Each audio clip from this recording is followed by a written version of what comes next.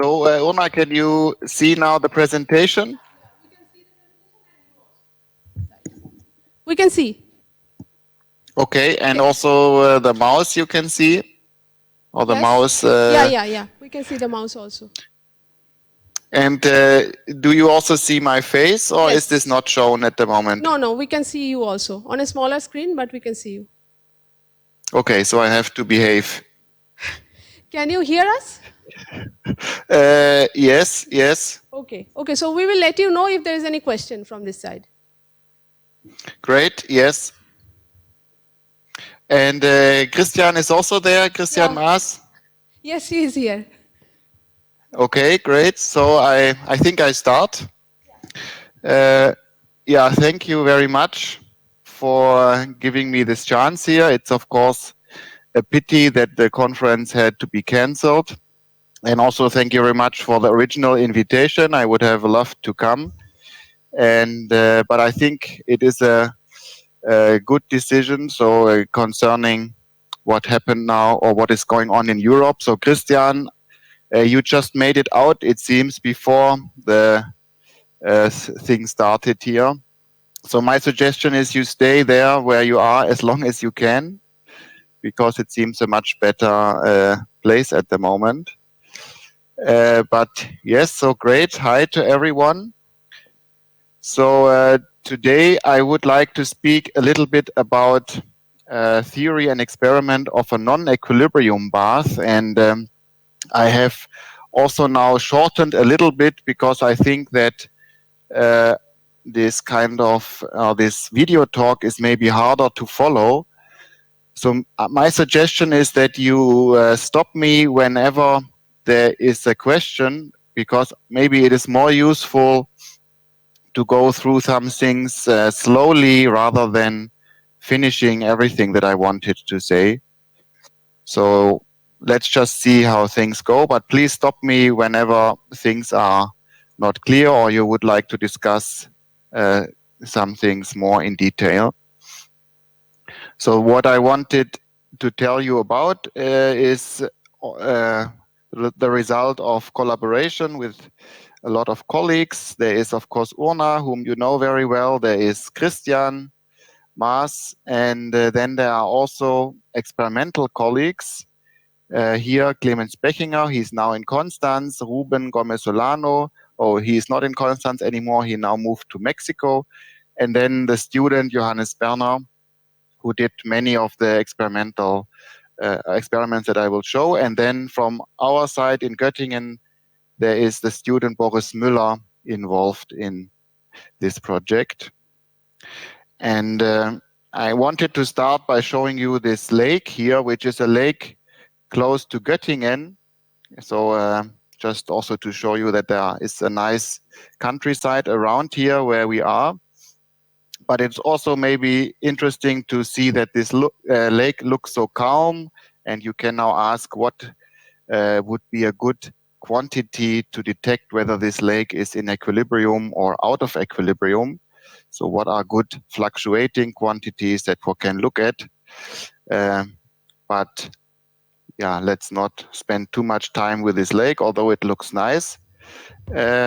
But I wanted also maybe to introduce myself to this audience, speak very briefly about some recent work that Urna and Christian and myself have been doing. Of course, the two of them are there, so they can much better tell you about these things.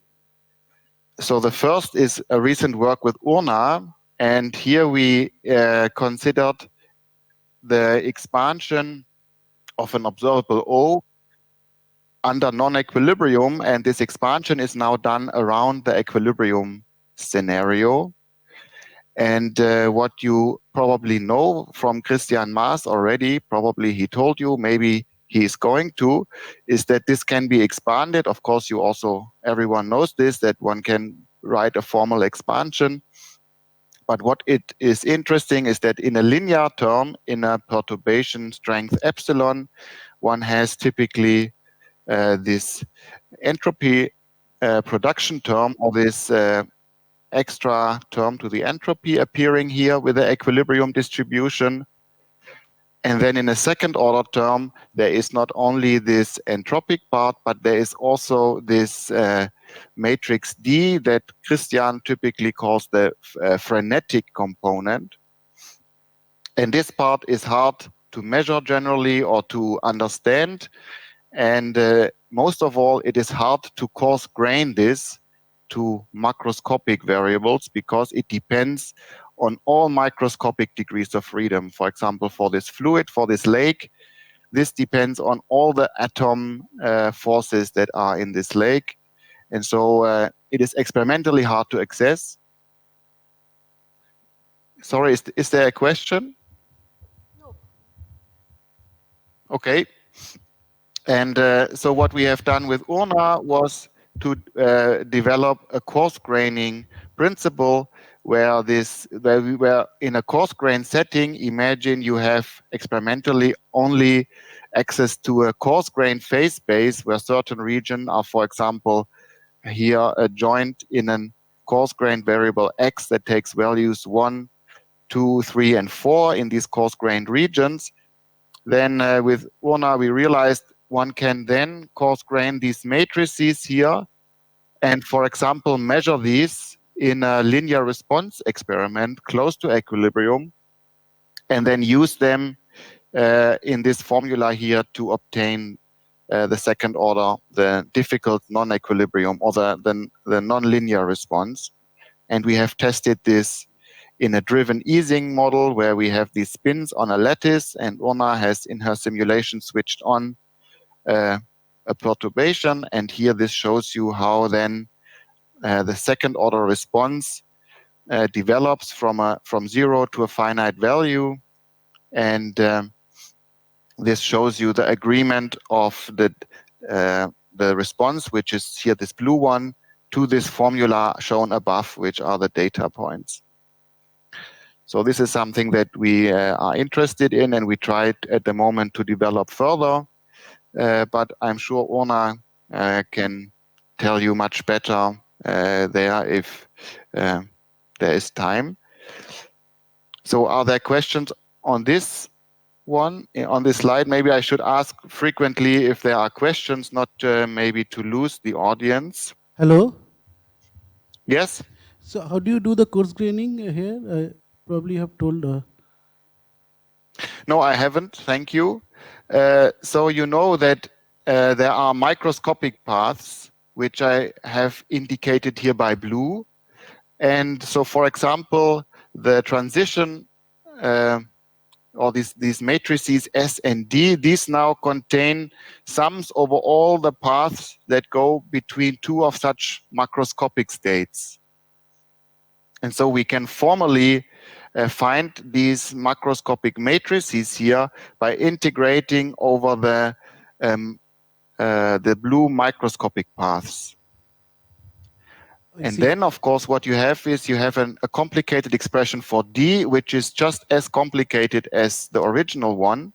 But the benefit here is this can then be measured experimentally, because now it is a matrix with a small number of indices, maybe. And then the idea is that these rates here between the coarse grain states can be measured, and then this formula can be applied.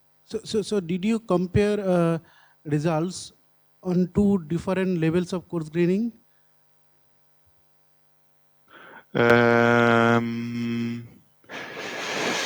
Yes.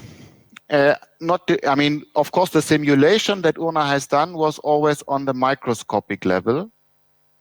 And what we have applied here is this formula, assuming that an experimentalist knows only about the macroscopic order parameter, which is either 0 or 1, depending on where the spins point. And another example that we have used this for was a four-state model, where we then coarse-grained it to be a two-state model, so that each two of states of each side are combined to form a macro state. Why I say is that when you do coarse graining, and if you look at dynamics on the coarse grained variables, then usually entropy production gets reduced because of the coarse graining. And we have recently worked on some mass transfer models where we looked at description on a coarse grain descriptions. And there we looked at, even though the microscopic model was non-equilibrium, but at the coarse grain description, we did get Einstein relations. Aha. Okay, so this is something like, yeah, maybe, okay, interesting. So you say microscopically out of equilibrium, but then there is some kind of quasi-equilibrium on the larger scale, and Einstein relation works. In a sense, we did different levels of coarse graining, because there are this n equal to 2, 4, 6. Those are really different levels of coarse graining, no? N is the number of... That is also true, yeah. Yeah, but I think, Urna, this would be an interesting question also for this framework here is, imagine such case as was described now, where microscopically one is out of equilibrium, but maybe macroscopically it looks like an equilibrium state. How would this be represented in this formalism? Which of the matrices would be equilibrium-like? So. Okay, thank you. Thank you.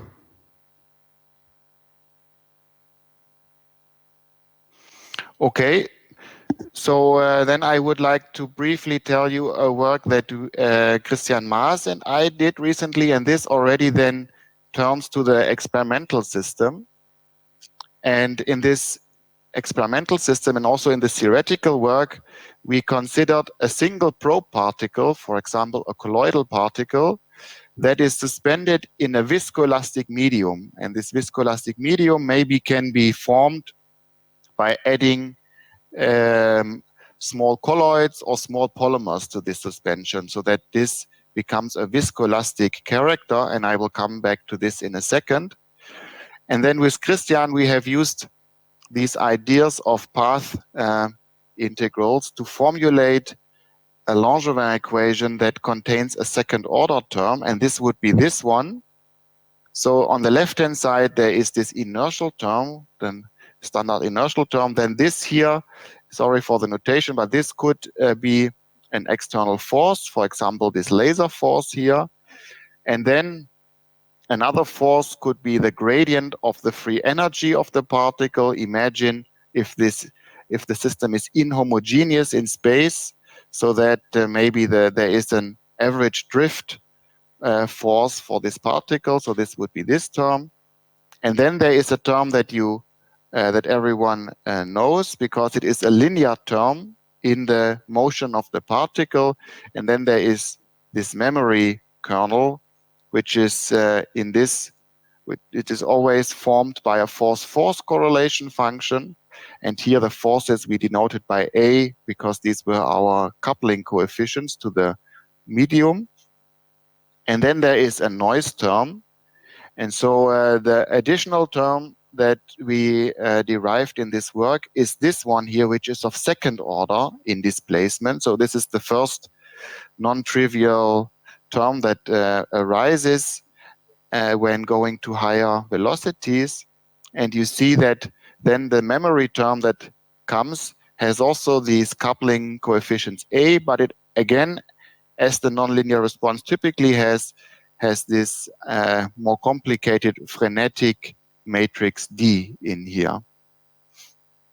And just as a final note, also this noise here, which in the linear case is, of course, as everyone knows, connected to this correlation function here.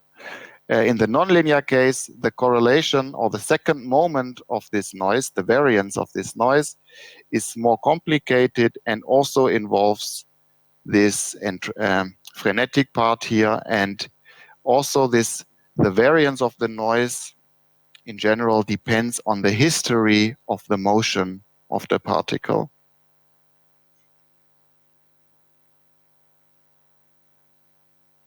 So this I would just like to flash here in a sense. This is a very formal but approach which still I like very much, and at the moment we do not yet fully understand how it can be applied. So in the rest of the talk, I would like to use other approaches, but this is certainly on our agenda to understand how this can be used to make quantitative predictions for such fluids.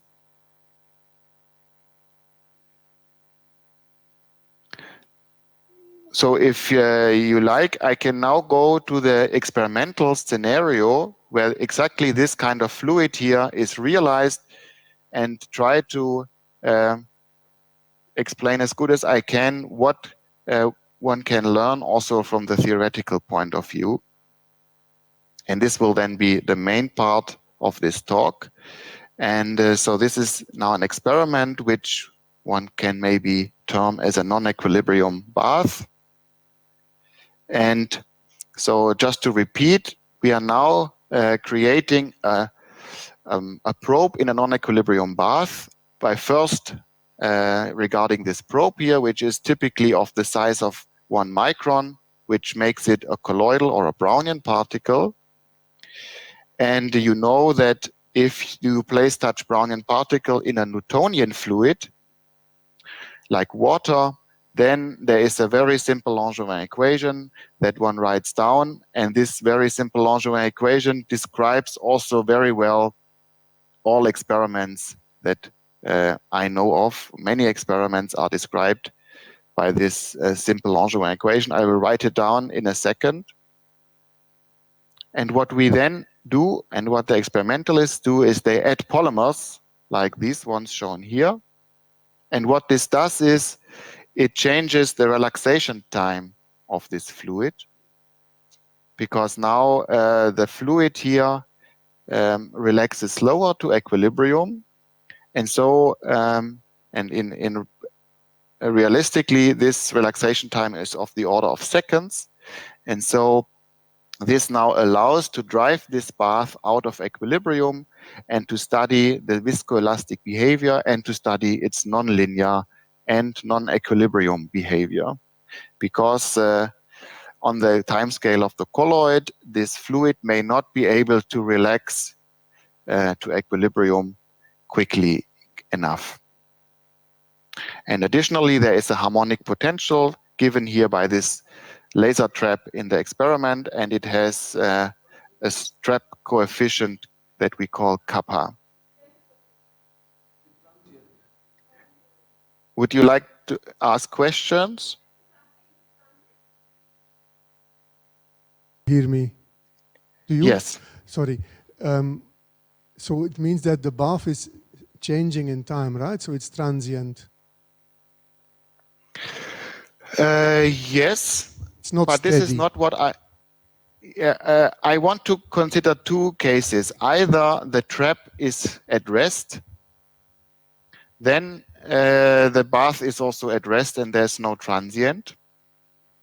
Or the trap is moving with a constant velocity, and then I look at the steady state where also transients have decayed. The steady state of what? Of the situation where the trap is moving at constant velocity and we just look at the fluctuations of the colloidal particle. Okay, I'm just trying to understand what you mean by non-equilibrium bath. But so when it is moving, you're saying that the bath is in fact non-homogeneous, and you could say that it is in a non-equilibrium.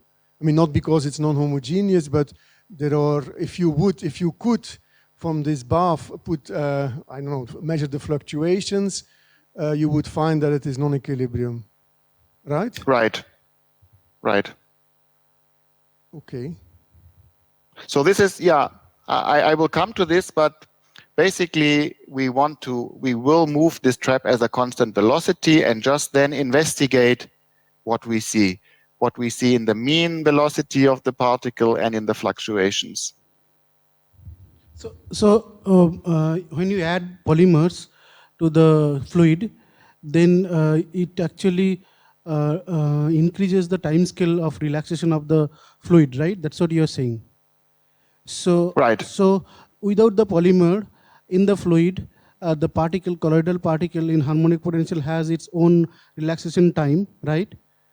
Go to equilibrium. So that relaxation time and after adding the polymers, the relaxation of the fluid itself, they are comparable? They become comparable? Yes. Yes.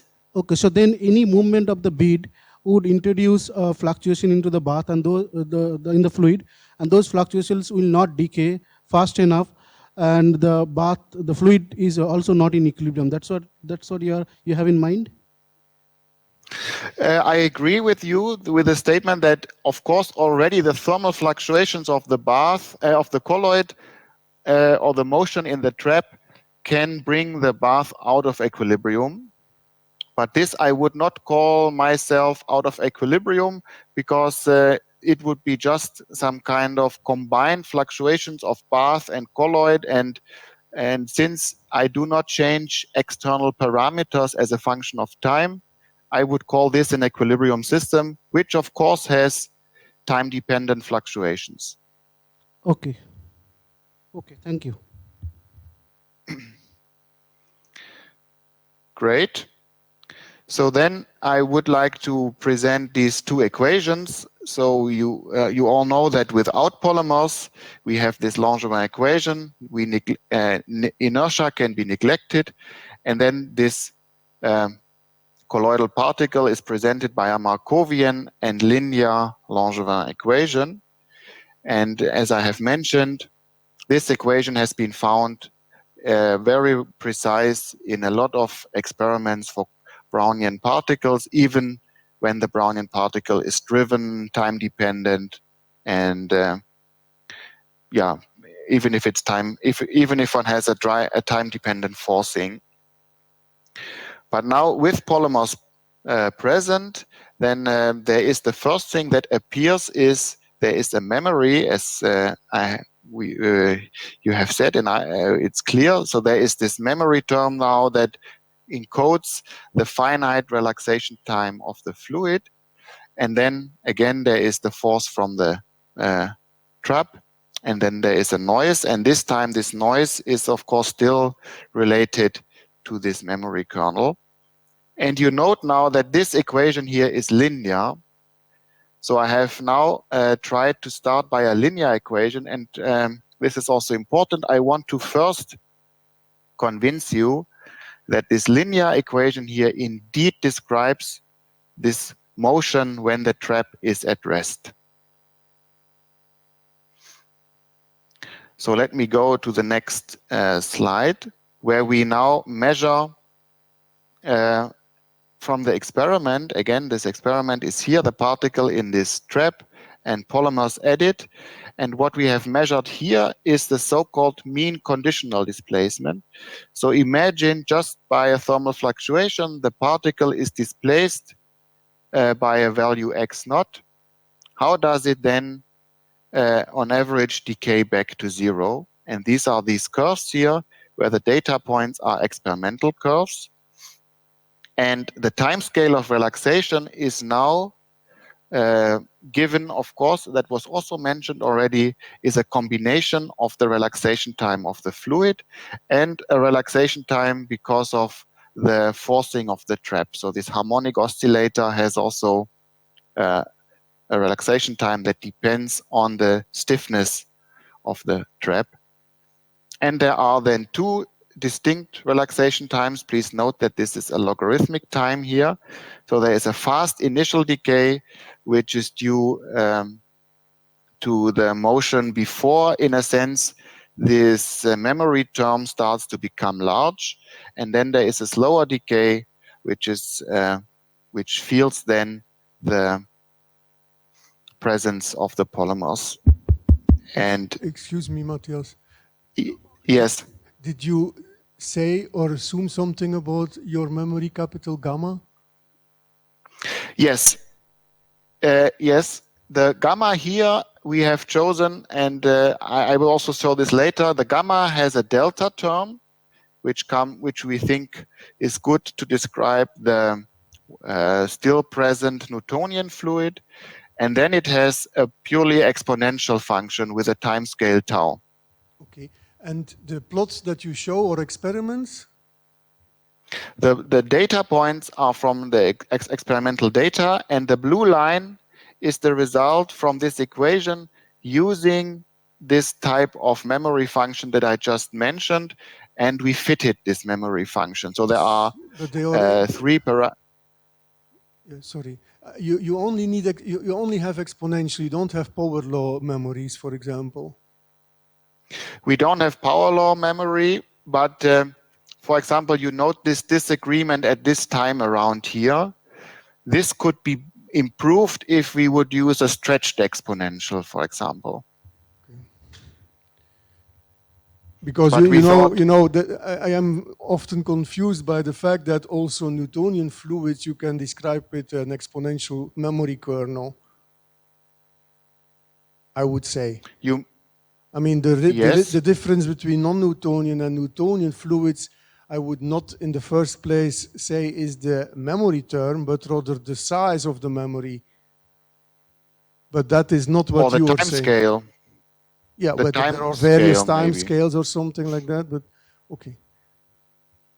And also, a Newtonian fluid, the way I would maybe frame it, is also linear. Of course, this equation is also so far purely linear, but there will be nonlinear terms later. Okay.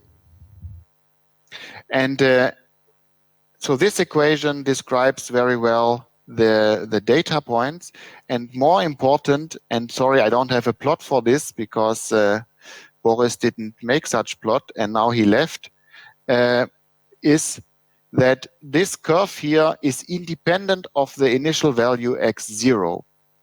So meaning different x0 scaled in this manner lead to exactly the same experimental data, which shows us that indeed a linear equation describes this system perfectly. And so this experiment near equilibrium is well described by a linear equation, and maybe if you like, one can also say that this is expected, because one way of obtaining such linear equation would be the projection operator by Zwanzig and Mori, where you would always obtain a linear equation in the observable of interest, which is valid near equilibrium.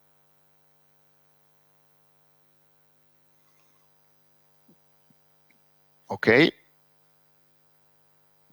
Did you do the same experiment for Newtonian fluids? Probably they did it, yes. But I don't have the data, but it is of course very similar, except that there's only one relaxation time. But in the squares, I also see not much of two relaxation times, really, no? Do I? Aha. I mean, here there is there is an initial relaxation on a time scale of 0.1. And then there is a much longer relaxation that is on a time scale of 10, 20, 30 seconds. And if you like, there's maybe even some kind of a plateau here in between. Okay. So the squares or the datas? The data? Yes. Okay.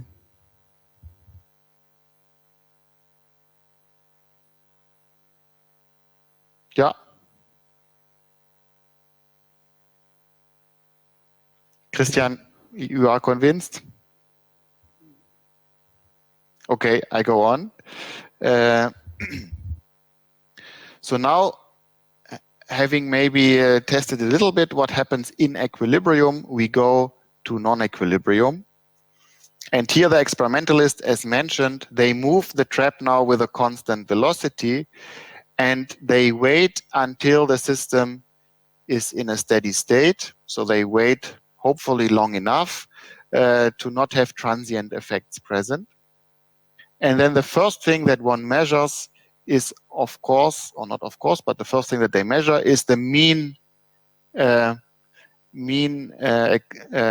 displacement of the particle from the original potential minimum, which we called the mean of this variable psi. And this is, of course, due to the fact that there is now a friction force that is experienced by this moving particle. so that on average it will be somewhat to the left of the minimum. And now the average of this number here, that if you may now use to, or this is the mean of this is the mean friction force. And if you like, you can now compute a viscosity from this, just to have some kind of a quantity that has units that people know as a viscosity. And then here this viscosity is shown as a function of velocity in nanometers per second. And what you see is that this viscosity does in the data not very much depend on the driving velocity. And this can also be maybe underpinned by the fact that this dimensionless velocity, which is formed by the time, relaxation time of the fluid, and the shear rate, which is measured close to the particle. So the shear rate here is a combination of velocity and the radius of the particle. This Weissenberg number is small compared to 1, and so we may feel that this fluid is not strongly perturbed, and maybe we are in the linear regime here.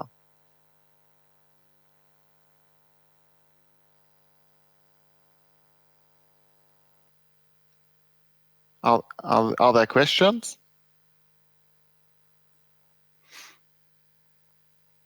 Okay. Yes, please continue. So, yes, thank you. And so now, having probed this, I want to come back now to this linear equation that we have seen.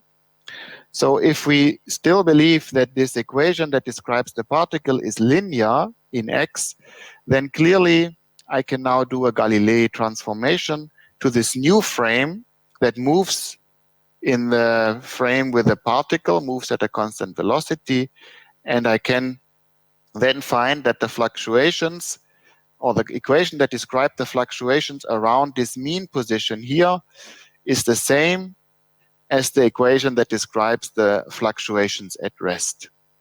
So a linear equation, as you know, would of course tell you that the fluctuations in the driven state are the same as the fluctuations in the resting state. And this is what we want to investigate. So these are now the fluctuations. You remember there is now a mean displacement of the particle as compared to the zero of the trap, which we call this mean by mean psi. And now what we look at is the deviation of that. So x is now the fluctuation of this variable around its mean. And here we show now typical trajectories for this x position. And this here is an equilibrium trajectory, which also on average fits well a Boltzmann distribution. And at this Weissenberg number of 0.33, which we picked here, these fluctuations are already or look very much different from the equilibrium case. So that shows that despite the fact that the mean response looks still harmless, the fluctuations around it are very much different from equilibrium, and it is also a first hint that a linear equation will not be sufficient to describe this system.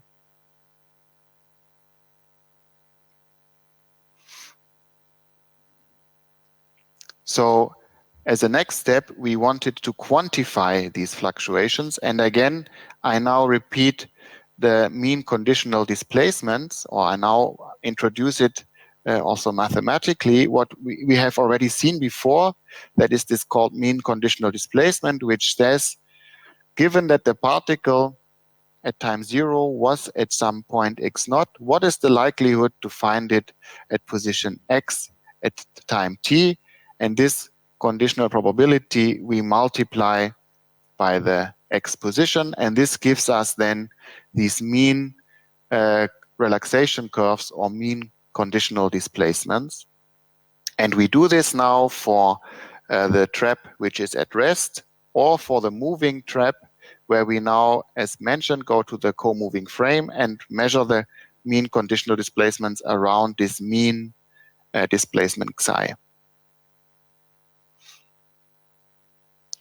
And these are the curves. So Christian, also here, this is exactly the same data points that we have seen before.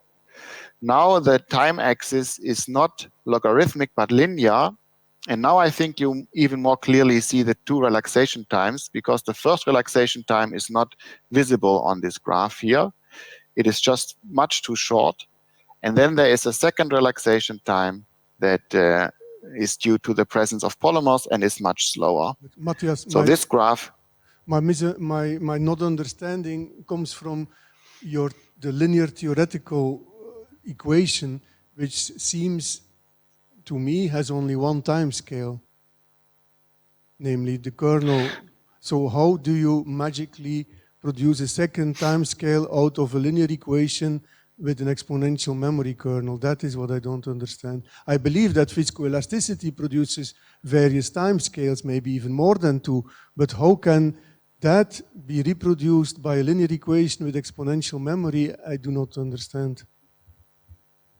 Okay, so there was already this comment earlier that even if you have a colloidal particle in a harmonic trap in a Newtonian fluid with a friction coefficient gamma, then this will introduce a time scale which is given by the ratio of kappa and gamma, because that is a time scale that tells you how quickly does the particle relax to zero in this trap. So the combination of bare friction and the trap gives you one relaxation time. So even if polymers are not present, there is clearly one relaxation time that is large, because the trap is a weak force, and so it takes a time of a few fractions of a second to relax to equilibrium.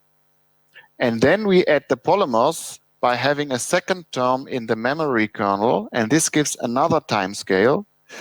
And so then there are just what second in this term? curve here there. I didn't understand. The time scale that appears in the exponential of the memory kernel. Okay, so I thought, sorry, the gamma you referred to was the delta function, you mean? Exactly, yes. I see. Okay, so there are really two time scales. You say one is coming from the bare friction with the trap, and another one is in the exponential memory. Okay, thank you. Right.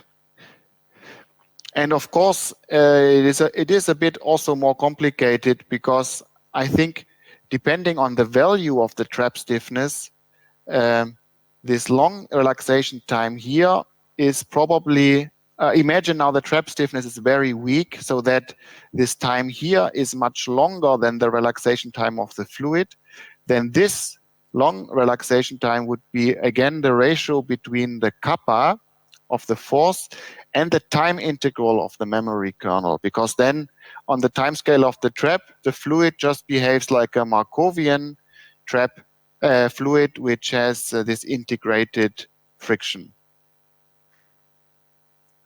So the fact that the fluid has a finite relaxation time can introduce also various regimes, and it's not so clear what is precisely the second relaxation time that we see here. But I think we are now happy that there is a second relaxation time. And what we also wanted to point out with this curve here is that these curves here have to be monotonic, because the system is overdamped. And you can, for example, write down now a Fokker-Planck equation where you enter each polymer into this. Formally, you can enter each polymer, you can enter hydrodynamic interactions, you can enter complicated interaction forces. But what you can find is that this Fokker-Planck operator, since it is overdamped, has always real positive eigenvalues. So that in equilibrium, this force must be a sum of exponentially decaying terms, and it must be monotonic. And I would not stress this so much if not something different would appear in the driven situation. So here I show now a Weisenberg number, a finite driving, a Weisenberg number of 0.04. And you see that now it seems not monotonic anymore, but seems to oscillate as a function of time. And this is visible now in all non-equilibrium Weisenberg numbers that we investigated. So there seems to be an oscillatory behavior present in this driven state. So, and this maybe also comes back to the original discussion. Why is this path non-equilibrium? And I think there is here one marker that indeed the fluctuations around the mean position now look very different from the fluctuations for the rest situation.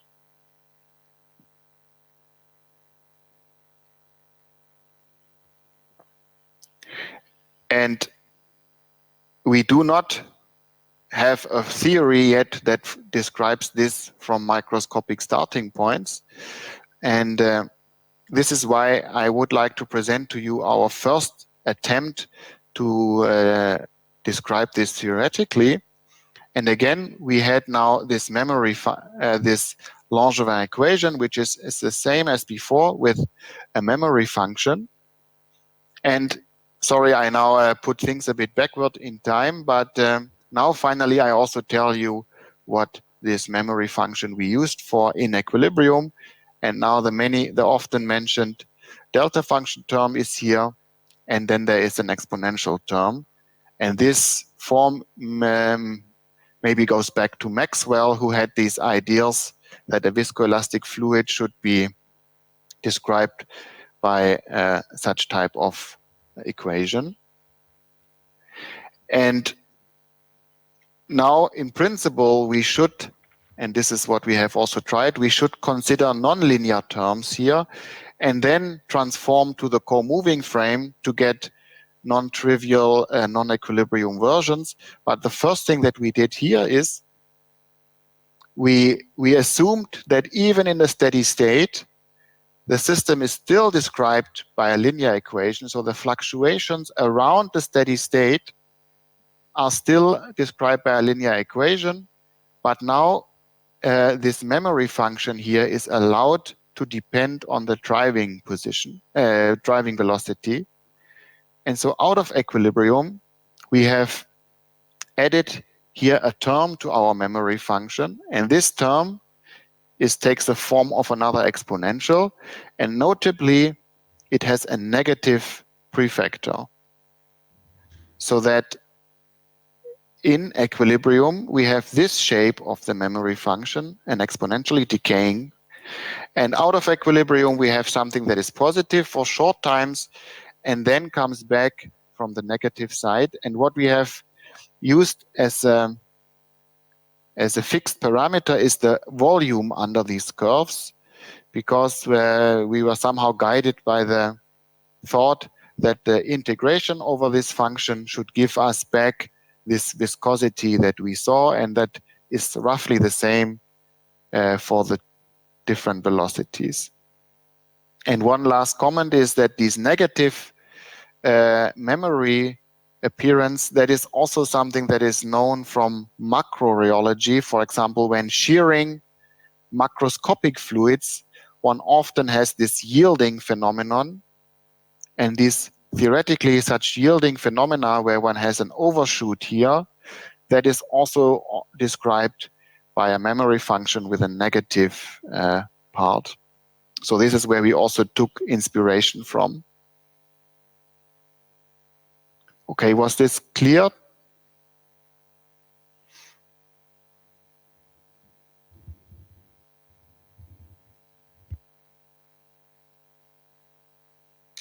So now I would like to show you that this indeed describes the experimental data. So here the data is now... I have a question. Yes? So how is the statistics of this noise related to gamma? If if out of equilibrium? Yes. Very good question.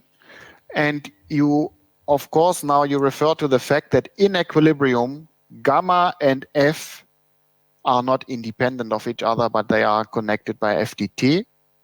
Out of equilibrium, in principle, these are both unknowns. So gamma is unknown and F is unknown. And this caused us to look, if I go back now a bit, this was the very reason for us to look at this quantity here in the first place, because you can easily convince yourself that this quantity here does not depend on the noise. So if you solve this equation with an initial condition, and then you take the average, you realize that under the assumption that the noise has zero mean, it just drops from this equation. So that this analysis that we have done now allows to determine gamma without having to worry about the statistics of noise. And then in a second step, and I think I will not show it today, but in a second step, we then looked at the mean square displacements of the particle. And these, of course, depend on the noise. And this then allowed us to determine whether the fluctuation dissipation theorem is still valid between these two. And this what we find. And this MSD is also computed in the experiment? Yes. And you are going to talk about a comparison with the theory? No, sorry, I did not plan to show the mean square displacement today, but I can just tell you that when you go from this to compute the mean square displacement, then what we found is that one can still use the relation between friction and noise that is implied by the fluctuation dissipation theorem. In other words, the quality of the data did not allow to determine clearly a violation of this relation. I see.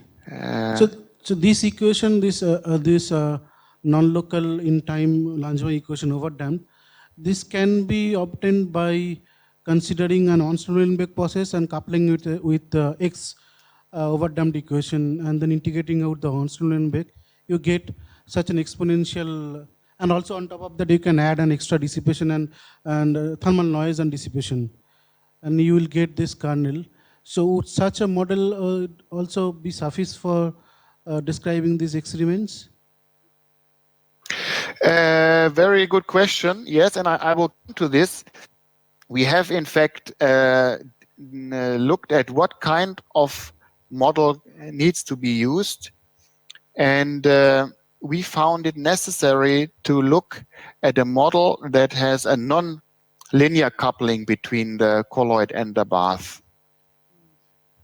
I see. Because the non-linear property of the bath is really the main ingredient for these things. I see. But I agree. In equilibrium, sorry, not even in equilibrium. Yeah, there's much to understand. We had a lot to understand. Maybe, yeah, shall I just go on? Yeah, sure.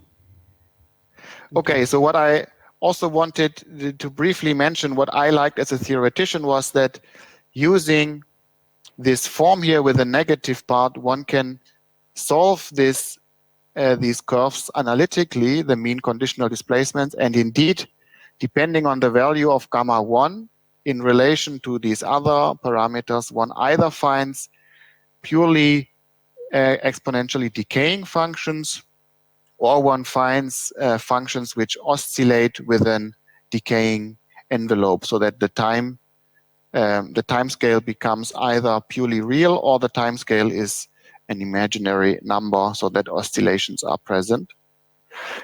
But now, yes, I come back to this question, which was also now raised from the audience. this is a nonlinear stochastic problem. How can we model it? And for this, I would like to go now to something which is already present in equilibrium and which bothered us also for a long time. And so let me go back to this equilibrium equation here. And we saw that this describes very well the situation in equilibrium. There is a linear term, there is a linear equation, and this gamma here is now the friction coefficient. And from this equation, we can solve for the time-dependent correlation function x of t, x of 0. And this is now a solution in Laplace space where one finds that there is a direct relation now between this Laplace transform of this correlation function and this Laplace transform of the memory function. This is, of course, also known to all of you. It's just a solution of a linear equation. Now what we can do is, in the experiment, we can look at this correlation function as a function of time, now for different values of trap stiffness kappa. And of course, you all expect that this correlation function depends on the value of kappa, because clearly the potential of the particle influences many parameters like time scale. And now having this experimental form of this function, we can Laplace transform, use this relation and extract the memory kernel. And this is something that you may find or may not find surprising. Namely, this memory kernel here now depends on the trap stiffness kappa. And just to repeat, we have originally thought that this equation here has clear forces, namely there is an optical force that acts only on the colloid, and then there is a force that comes from the interaction between polymers and the colloid. And now we seem to see that this one, the interaction between polymer and colloid, depends on the trap stiffness kappa.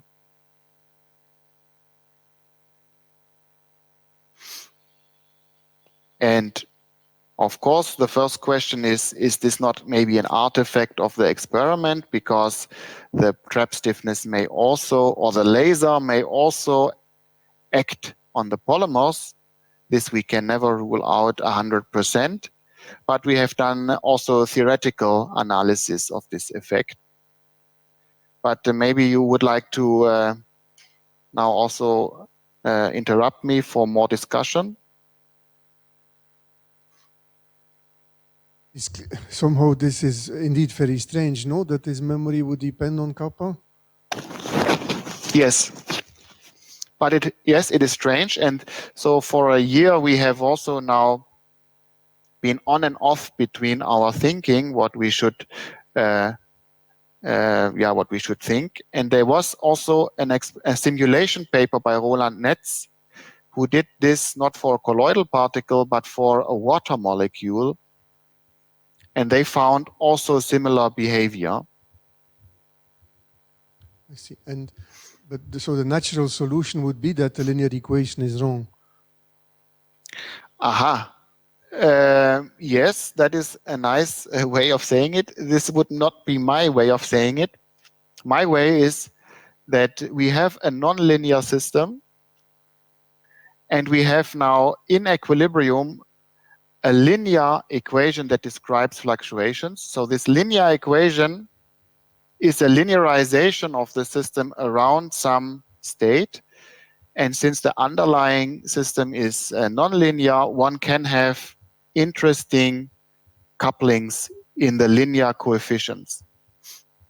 For example, you would also agree that the dielectric function of a solid is a complicated function of all the interactions of the solid particles. Although it is written, it is part of a linear equation of electromagnetism, for example. Okay, this is maybe not the best now to start with a other strange example, but in short, Zwanzig has termed these kind of dependencies fluctuation renormalizations. And maybe the last thing, I see there are 5 more minutes, unless the chairwoman is going to stop me. I would like to briefly tell you that we have seen this also in a computation. Yeah, please go on. You still have 5 more minutes. Okay, so we have now started, or one can derive this equation again using Zwanzig-Mori. Although, Christian, I know you do not like Zwanzig-Mori very much, but it's also useful sometimes. So we have started from a model where we have now a colloid and a number of bath particles, and we define some interaction potential. And then one can give, using Zwanzig-Mori, one can give an exact expression for this memory term gamma, but it is a formal expression, just as the one that I started from at the very beginning. It is exact but formal because it contains the reduced dynamics, the projected dynamics. But what can be done is one can make a small time expansion. In principle, if you have time, you can do this to arbitrary order. So if you have a very hard-working student, you can get any order that you like. And so Boris has computed the first few orders. So the 0 is just the variance of this interaction force between colloid and bath. The second term is already a bit more interesting, but I would like now to point out the 4th order term. So that is the term that comes with a power t to the 8 here, to the 4. And it has here explicitly this kappa in there. And you see that this kappa comes together with the variance of the gradient of the interaction force. And this also comes back now to this question that was raised 10 minutes ago. Can we start from a model that couples the bath to the tracer harmonically?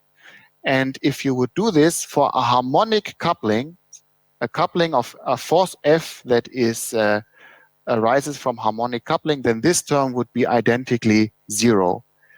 So we see that in order to describe this effect, we need an anharmonic interaction force. And the last thing that I want to tell you is that what we have succeeded by using this kind of potential, namely we used a potential that is periodic, but it is of the form of a cosine, so that it is anharmonic and it is also unbound. A longer story needs to be told that we need this potential to be unbound. So just to summarize for today, this model here, where we have the coupling between tracer and bath as a cosine form, that seems to be a good candidate for this experiment. And I just want to show you this is indeed now the fitting of this model to experimental data, but I don't want to do this. Maybe I should stop here and allow more discussion. So thank you for the time being. Thank you, Matthias. Questions?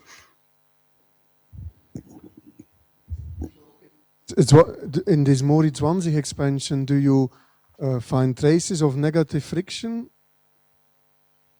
No. Unfortunately not, because this is an expansion that is done in equilibrium. So the Zwanzig-Mori can only give us the kernel in equilibrium.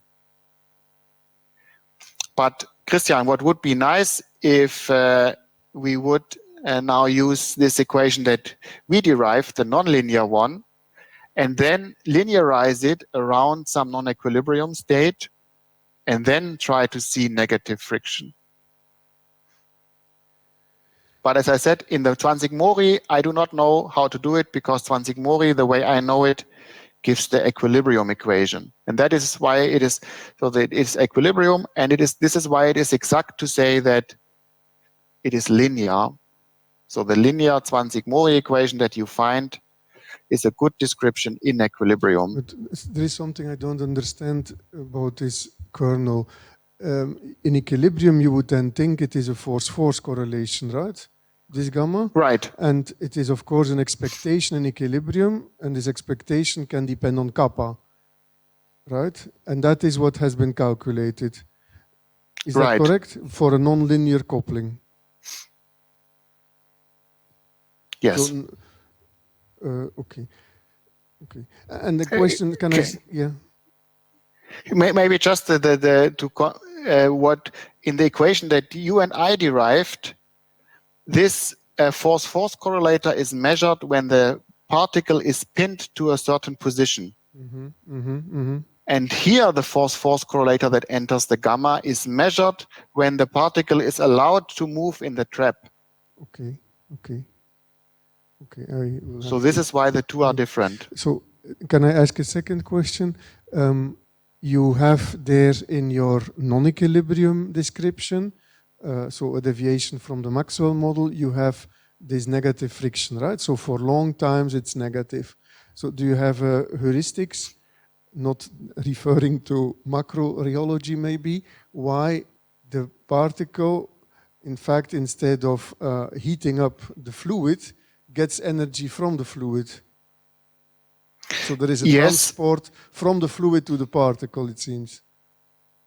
Yes, and this is what we also, I didn't have time, but if you look at this kind, imagine now, maybe this potential here describes, at least qualitatively, our fluid. And now this particle is driven. Then there are times when the friction force from the bath acts against the velocity. But at the moment when you overcome Matthias. some typical... Maybe you didn't hear me because I didn't say anything. No, I was... okay. So Christian said, where does this negative memory come from? And my naive explanation was, imagine there is some inhomogeneous background. Then it can happen that once the particle has overcome such kind of potential barrier, it gets a push down here. And when we do simulations of this model here, then indeed it seems to hint to this explanation. Okay, if there are no other, there's one more question. Okay.